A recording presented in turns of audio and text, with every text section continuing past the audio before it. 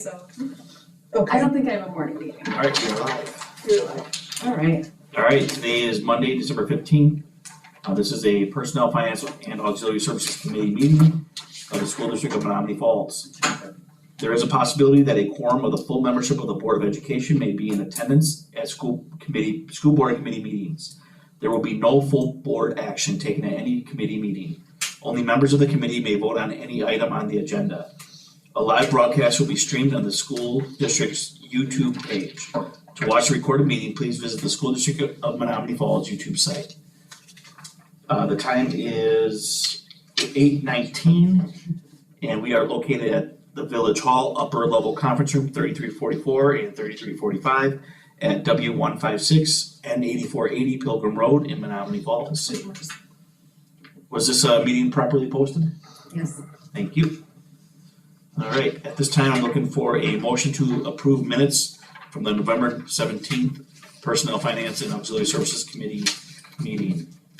Motion? Okay, I have a motion by Board Member Kramer Second. and a second by Board Member Grant. All in favor, say aye. Aye. All right, that passes unanimously.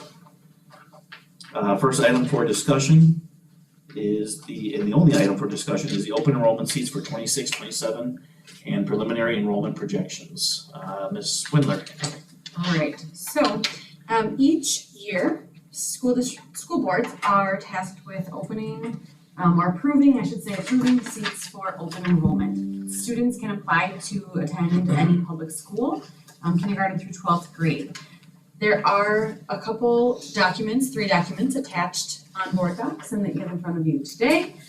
So let's start with, the first one on here says preliminary enrollment projections. So it is your horizontal page with the small text and the small numbers.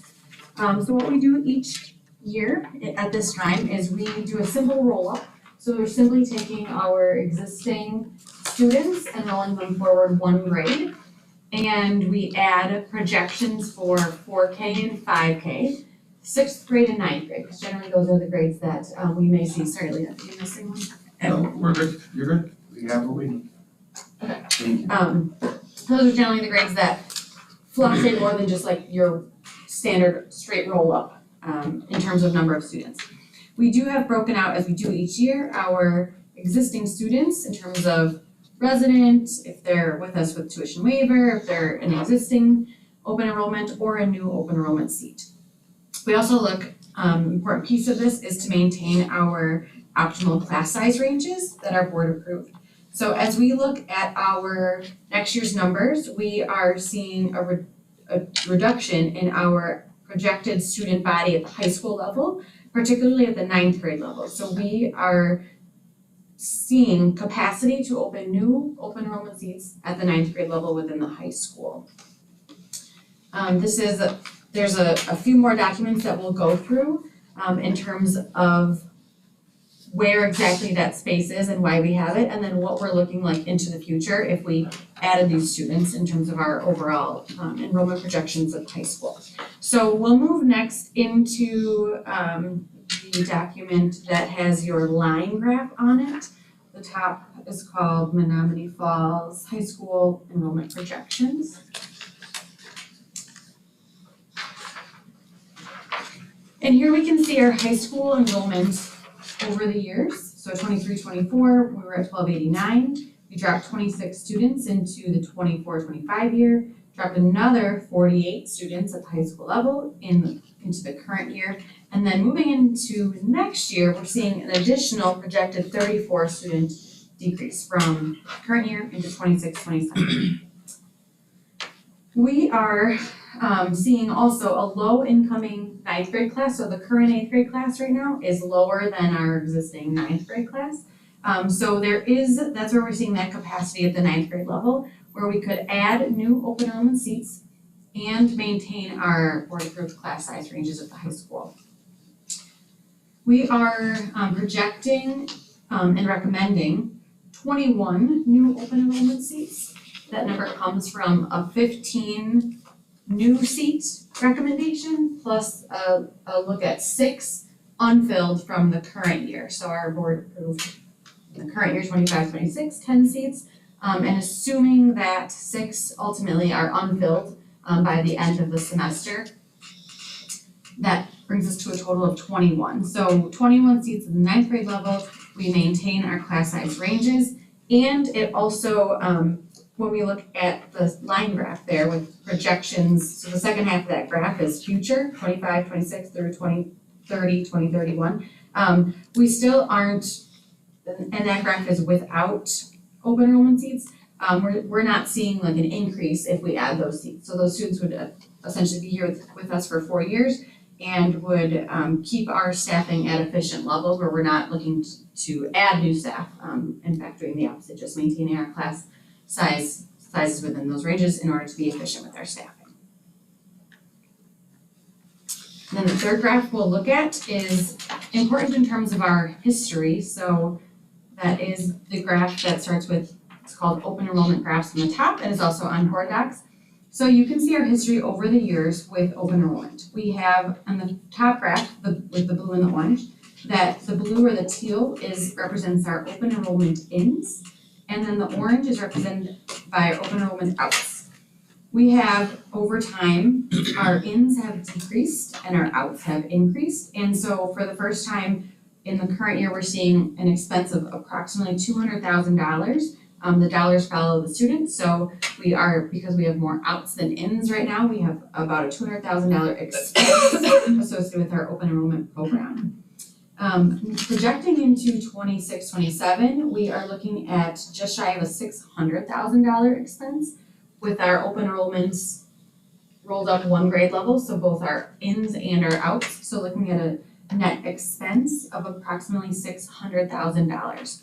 If we do open up 21 seats, that cuts about $230,000 off of that amount. So it's financially a wise move in terms of additional dollars because we have that capacity in those grade levels. So again, not adding staff, but just being able to be efficient with our staffing in order to meet our class size targets for the 9th grade level.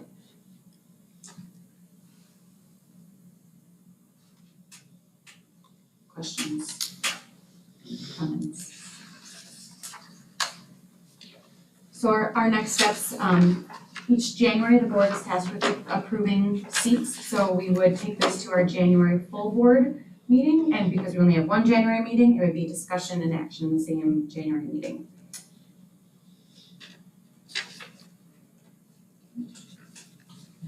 Any questions from the board members here? 2 questions, but more related to this graph. Okay. So what's highlighted in yellow is the average class size per grade level, correct? Okay. And then really, really small, I'm just wondering, so where it says resident elementary count, way over on the right, it says 1,734. And then the high school resident count gets reduced by like 600 kids. Where do they go? Is that part of it? This isn't Or that's not comparable? when you say 600, where's your 600 kids? Okay, I'm sorry. Oh, that's just the current count of the residents. So like there's 1,700 resident elementary kids in elementary school. Yep. But then by the time they get to high school, we're down to like 1,100. That's just how many students are at the high school that are not here on open enrollment or tuition waiver. So we lose 600 from elementary to high school? So the total of all of our grade levels, you're adding up all of our Oh, grade levels. got it. Do you know what I mean? Yes, that's right, I We was have like, more am grade I levels reading at this elementaries than- incorrectly, got it. Probably because, 8:30, yeah. No, thank you. Yep. I'm like, something seems off in my It's a brain. little bit more like 6 through 12 and then more K through 5. Yep. Now I see that. I'm sorry, I should have printed this on larger paper and I. No, you're fine, I was like, wait. And then That makes overall, sense. with the 21 students, so the 21 proposed open enrollment seats at the 9th grade level are included in this document, and even with that, we still have a net projected decrease of 11 students across the district. So still a slight decrease, even with those proposed new seats.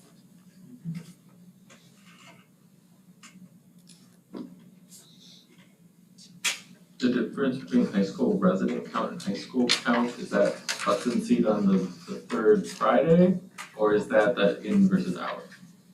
So if you look at each grade level, sorry, I know it's really small, there are the different categories, residents, chapter 220, tuition waiver, open enrollment, new Oh, open sure, I enrollment. see. It's just That. the categories there.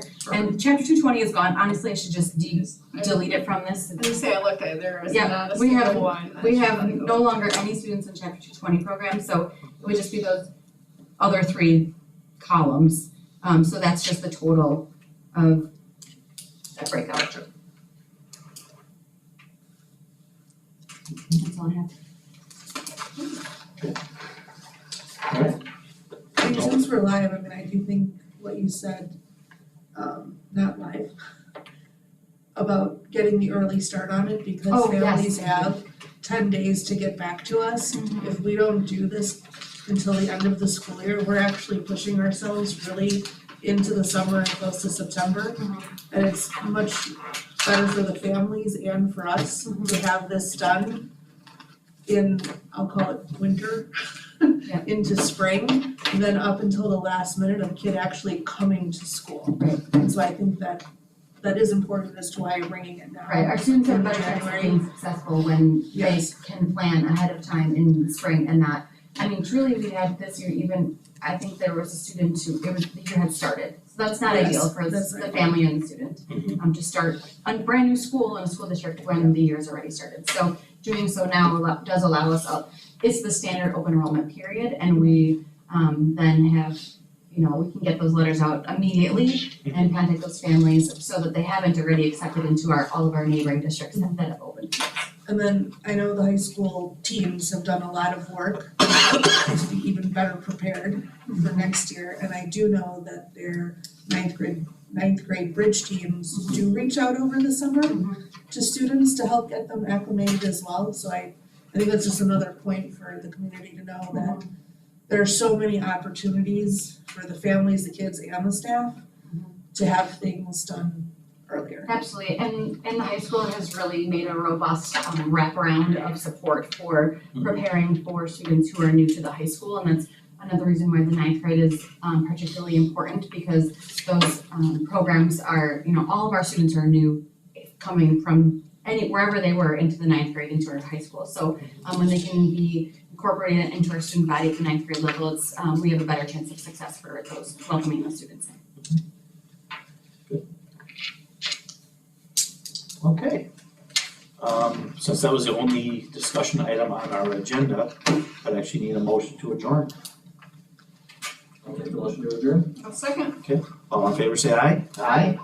All right, we are adjourned, and the time is 8:31.